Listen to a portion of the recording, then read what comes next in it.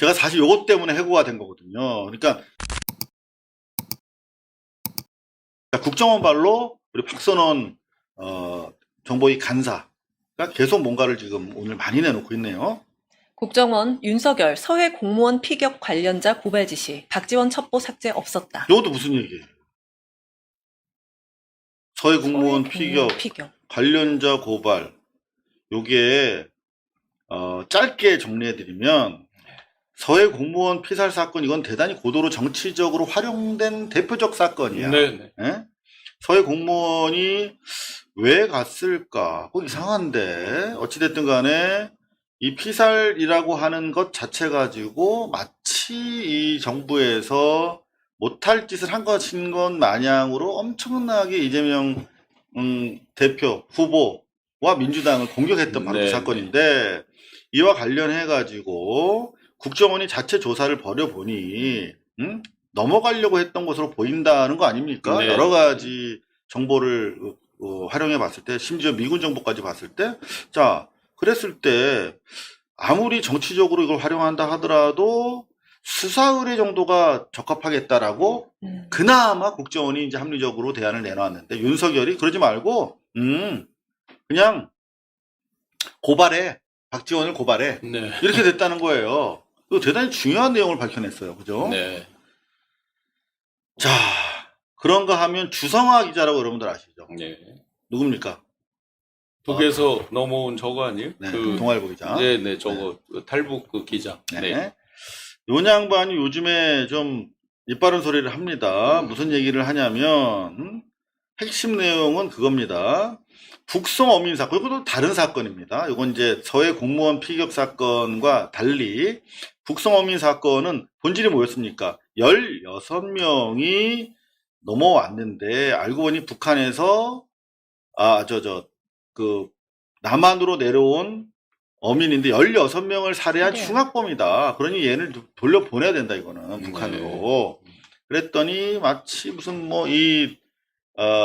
북한으로 보낸 어민이 무슨 애국 지사인 모양으로 보내면 안 된다라고 했던 그 사건 있지 않습니까? 네. 요것도 결국은 김용현이 아니라 김건희가 이 흉악범이긴 하지만 요걸 가지고 정치적으로 활용하자라고 했을 가능성을 지금 주성아마저도 제기하고 있습니다. 그러니까 주성아 기자 역시 이렇게 주장했다는 거예요. 당시에. 어떻게 해요? 저들은 16명을 살해한 흉악범이 맞으니 자칫 잘못 건드렸다간 오히려 흉악범 인권을 소중히 여긴다는 역공을 받기 쉽다. 이건 건드리지 말라. 그랬는데도 있다. 계속 건드렸다는 겁니다. 그 김용현이 했나 그랬더니 지금 보니까 김건희가 한 것으로 보인다 하는 충격적인 의혹을 제기하고 있습니다. 실제로 이제 그래서 아까 부산 가덕도 그 건도 마찬가지고 네. 최종 배우가 김건희 아니냐라는 게 유튜브들에 많이 올라오고 있는 거죠. 요 며칠 사이에 더 집중적으로 올라오죠. 대북 그 어민 보낸 것도 그와 관련해서 이제 서훈 그 안보실장하다 국정원장 그분, 그 다음에 그 밑에서 일했던 공항공사 사장, 그 다음에 국정원 차장 출신 등등 제 지인들이 지금도 굉장히 고통을 많이 받고 있어요. 아직도 그 트라우마로 완전히 낙향해서 농사 짓고 있는 분도 계시고, 왜냐면 정당하게 법적 절차를 통해서 돌려보낸 거를 마치 그 인권에 대해서 항상 등한시하던 사람들이 갑자기 인권 얘기를 세게 하면서 그냥 그걸로 16명 네. 중인 흉악범의 인권만 또 챙겨. 예, 갑자기 아니면 또 이제 내란 수괴의 인권만 챙겨. 맞아요. 예, 그러면서 지금도 이게 재판이 진행 중입니다. 맞습니다. 현재. 예. 자, 이 주성아 기자의 주장이 좀 상당히 설득력 있어 보이는 게, 이게 22년, 3년 전 기사거든요. 네. 탈북 어민 강제 북송은 대선 때 윤 캠프가 자문해왔던 카드. 네. 자, 실제로 이 강제 북송과 관련해서 그거를 정치적으로 써먹으려고 그때부터 자기한테 컨설팅을 받았던 얘기라는 거예요. 네. 근데 쟤도 흉악범이니까 걔들로 건드리지 하지 말라. 카드 쓰지 말자 그랬는데 썼다는 거죠. 자, 이 국정원에서 계속 지금 나오고 있습니다. 요것도 있고요. 뭐죠? 여 박선원, 김규현, 이상민 부정선거 관련 중앙선관위 고발 협의. 요거 고발하려고도 했었구나, 애들이. 그런가 하면 요거는 이제 우리 뉴탐사라든가 허재현 기자 등이 네. 계속 취재해서 보도했던 내용인데요. 드디어 이제 국정원 발로 확인이 되네요. 네, 쌍방울 김성태 대북 사업 빌미로 주가 조작 첩보 입수. 그래서 국정원은 손을 뗐는데, 네. 그러면은 이건 문제 있는 거 아닙니까? 근데 검찰이 그냥 내는 받아먹은 거지. 지네 필요하니까. 그때 당시에 이제 M&A를 통해서 한 기업을 인수를 했고, 그 기업의 이제 이름을 바꾸면서 엄청나게 이제 주가 빌드업을 해서 1조 원 이상 이제 올라가게 됩니다. 대북 소재로. 네네, 대북 소재로 해서. 그때 이제 쌍방울 그룹하고 KH 뭐 기타 등등이 다 이제 서로 막 크로스로 연관이 있어요. 그 전후로 거슬러 올라가 보면. 그래서 그때 이제, 시비를 찍을 때, 누구누구 명의로, 어느 변호사 명의로 들어갔는데 그게 이제 대납한 거 아니냐라고 이제 했는데 그게 나중에 딱 가봤더니 윤석열이 그 변호사를 부를 때 하는 말이 있었어요. 검사 시절 자기 부하로 우리 남석이라고 부른 우리 남석이라고 한 말이 있었어요. 윤석열 라인이 계속 나옵니다. 원래 그걸로 어떻게 재미를 그걸로 보려고 한번 했는데. 그 대납했다고 하려고 그랬더니 자기가 아끼던 그래서 나중에 보면 그 로펌도 이제 압수수색을 당하고 하는 일이 있었는데도 불구하고 계속해서 그걸 마치 이재명 경기도에서 뭐 대선에 뭘 유리하게 하기 위해서 보낸 것처럼 끝까지 우겼고 결국에는 마지막에는 리오남한테 이제 저기로 보면 한 10억 정도 되겠죠. 그걸 줬다. 필리핀에서. 그런데 그때도 그것도 필리핀에서 이제 교민이 제보가 있었단 말이에요. 네, 영상도 네. 다 보내주고. 맞아요. 그날 줬다는 날, 그걸 꽉하게 취해가지고 북의 김성애를 보고 누님 해요. 영상이 실제 있어요. 동영상에 보시면. 그 만취가 돼서 방에 갑니다. 그럼 언제 줬단 말이에요? 그들의 주장은 그날 밤에 줬다는 거예요. 리오남이 없는데? 리오남이 비자 받은 것도 없는데? 없고. 하니까 그때 검찰에서 한 말이 이거예요. 특급 스파이, 국제 스파이이기 때문에 리오남은 몰래 밀항에 들어왔다. 안 보이는 게 아시다시피 당연한데. 필리핀은 스파이니까. 적성국가예요. 필리핀은 북한하고 저기를 수교를 안 맺은 나라예요. 그러면 거기서 좋다 이거예요. 몰래 왔다 쳐요. 달러를 줬습니다. 먼저주로 들고 나가는 거예요. 그 적성국가에서. 왜 그동안은 이들이 돈을 준 거는 다 중국 선양 이런 데 줬어요. 그러면 선양에 고려항공이 뜬단 말이에요. 바로 고려항공 타고 가면 돼. 외교 행랑에 넣어서. 그 조사도 안 받아. 그런데 왜 그 쉬운 방법을 두고 거기서 그랬대? 필리핀까지. 여기서 이제 제가 김용 요번에 보석으로 나온 그때 어떻게 했어요? 유동규 석양노을의 햇빛 블라인드 옆에 각도가 몇 도가 돼서 바깥 뭐 비타오백 박스를 외투에 넣니만 현장 검증했죠. 네. 법정에서도 이거 했죠. 네. 외투 안 해가지고 막 잠겨. 했죠. 그랬죠. 잠기니 안 잠기니 같이 나갔니 말았니 했죠. 자 필리핀 가서 해야죠.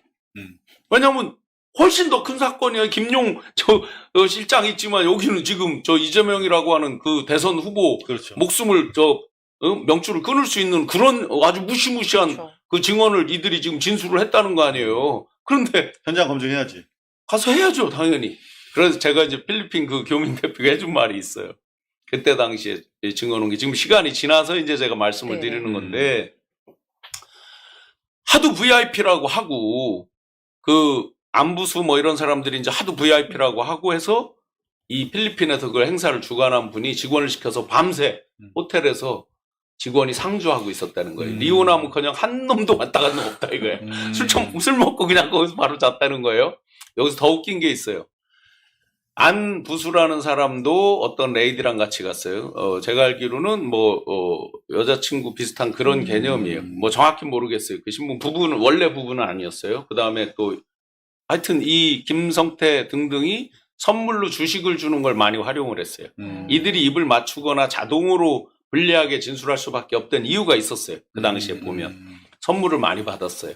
이게 지금 세월이 지나서 이들이 하도 거짓말을 해왔다는 거를 제가 지금 저도 이제 기억 속에 뭐 금액이나 이런 건 다 정확치는 않지만 아주 소상하게 당시에 여러 이제 뉴스타파나 이런 데서 추적을 했고 저는 기업 출신이라서 이런 쪽에는 꽤 그래도 지식이 있잖아요. 주식이나 어떤 자금의 흐름이나 그러고 있던 차에 이제 많은 제보들을 그때 받았어요. 더 결정적인 것은 이들이 비자를 발급을 못 받았어요. 필리핀에. 6명이 그 비자를 받을 때 네. 당연히 리오남은 없고요. 비자 신청 주체가 하도 안 되니까 이들이 필리핀의 언론인 협회 한테 부탁해서 나중에 그걸 억지로 이렇게 해서 받아서 넘어왔는데 당연히 리오남은 없어요. 신청 명단에도. 그러니까 정말 중요한 말씀을 계속 해주고 네. 계신데 이거 세월 지났어도요. 이거 지금 이제 김성태 이런 사람들이 말을 바꾸잖아요. 지금 아주 유리하게. 네. 이건 제가 최초로 공개를 얼마 전에 했었잖아요. 그 첩보를 받고. 그리고 KH 이런 사람들도 지금 이제서 KH는 말을 바꾸는 건 아니죠. 아예 조사를 피해서 도망갔으니까 이제 공개하겠다 이렇게 하고 있는데 완전히 사건이 뒤바뀔 거예요. 그래서 검찰의 민낯이 소상히 나올 겁니다. 이거는 검찰 수사가 지금 거꾸로 진행되고 있기 때문에 재판을 위해서도 조사를 해야 되지만 동시에 국정원이라든가 정보기관, 수사기관의 적폐청산 차원에서도 반드시 다시 규명이 돼야 됩니다. 더 웃긴 너무나 건 중요한 그때 말씀입니다. 당시에 네. 국정원에 그 조사한 분이 그 리포트에도 리오남이 없었다고 썼는데 그렇죠. 네네. 검찰은 그 그래서- 판사 더 웃긴 건 네. 판사는 국정원의 그런 리포트를 다 무시하고 그냥 이 김성태 진술이 더 옳다고 해서 1심 판결을 한 거 아니에요? 아까 보신 것처럼 국정원이 얘네 이거 수상하다 주가 부양 차원에서 애들 작업한다라고 해서 손 떼고 또 이호남의 존재에 대해서 부정하는 리포트까지 국정원의 이름으로 올라왔는데 그거 다 부정을 네. 했다. 자, 국정원의 적폐청산 차원에서 반드시 재조사가 이루어져야 네. 된다라고 생각이 되는데 사실은 문재인 정부 때도 국정원 적폐청산 태스크포스가 떴었어요. 그래가지고 13개 리스트를 뽑았습니다. 그러니까 노무현 대통령 논두렁 시계 사건 등 13개를 뽑았는데 사실 저도 그때 조사에 참여해서 제 사건을 리포트를 했어요. 그러니까 제 사건이 뭐였냐면 바로 이 사건이었거든요. 미디어 오늘 2012년 기사입니다. 이상우 기자 MBC 김정남 인터뷰 MBC 사실 묵은. 제가 사실 요것 때문에 해고가 된 거거든요. 그러니까 2012년 12월 18일이니까 대선 직전인데 NLL 관련해서 노무현 대통령이 우리 영해를 포기했다. 이런 내용으로 그야말로 NLL 가지고 대선을 치렀어요. 그런데 제가 첩보를 입수한 바에 따르면 MBC가 김정남을 인터뷰하는데 김정남이 NLL과 관련해서 문재인, 노무현이 NLL 포기하는 얘기를 했다더라. 이런 인터뷰를 추진한다는 겁니다. 그래서 제가 내부 고발을 했죠. 그런데 MBC가 사실 무근이라고 오리발을 내밀었습니다. 그리고 나서 두 번째 나온 MBC의 보도는 김정남 취재 지시는 사실 만나지는 못했다. 네, 지시는 했다. 이거 살짝 물러나죠? 네네. 근데 제가 그때 당시에 국내에서 트위터 팔로워가 63만이었어요, 제가. 제일 많았습니다, 기자 중에. 그래서 이렇게 긴급 2보, 3보 이렇게 쓰면 여기 기사화 됐었어, 당시에는. 근데 요 사실이 다 팩트로 확인이 됐습니다, 나중에. 근데 MBC에서는 지시했지만 만나지 못했다. 그랬다가 또 어떻게 물러나냐면 뉴스엔 김정남 인터뷰 관련 공식 입장. 김정남과 만났지만 만났대. 그랬는데 만났는데 우연히 만났대, 한겨레. MBC 허무호 특파원 김정남 우연히 마주쳐 인터뷰. 해명의 고재열 기자 나이트서 리설주 만난 격 비판. 이게 왜 말이 안 되냐면 김정남은 어디가 주거지였습니까? 그 당시에 마카오에 마카오. 그 다음에 MBC 허무호 특파원은 방콕 주재 특파원입니다. 근데 방콕에 있던 허무호가 마카오에 있던 김정남은 어디서 만나냐면 말레이시아에서 만납니다.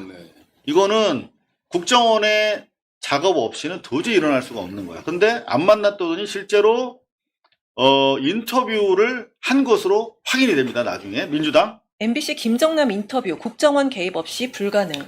그렇게 했는데 결국은 박근혜가 당선되고 나서 어떻게 되죠?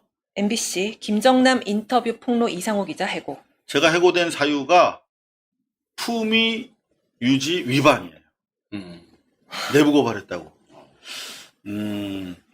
제가 해고된 이유를 잘 모르시는데 결국 이 이후에 전 이제 반문 기자로 찍혀가지고 문재인 정부 내내 MBC에 돌아가지 못했죠. 그래서 여하튼 간에 중요한 것은 제가 드리는 말씀은 이거 대단히 중요한 건 대선 기간에 국정원이 대선에 개입한 거야. 공영방송 MBC를 앞세워서. 그러면 이거 당연히 MBC에서도 조사해야 되고 국정원에서도 적폐청산 차원에서 조사해야 되는데 문재인 정부 때 나는 요것 때문에 해고까지 됐는데 문재인 정부 때 적폐청산 프로젝트에서 요 사안은 조사하지 않았습니다. 여전히 저는 궁금합니다. 진실이.